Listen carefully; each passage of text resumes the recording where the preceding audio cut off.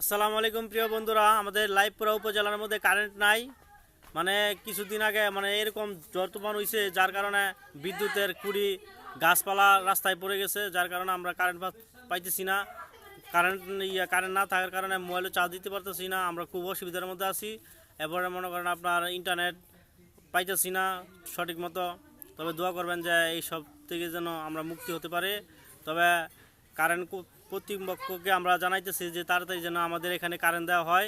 ভিডিওটা বেশি বেশি শেয়ার করে দিবেন, যে কারেন্ট যেন অতি দ্রুত আমাদের এখানে কারেন্ট দেওয়া হয়।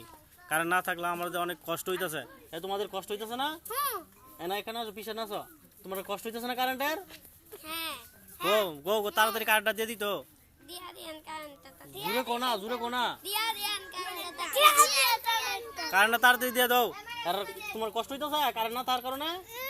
তোমার কষ্ট হইতেছে না?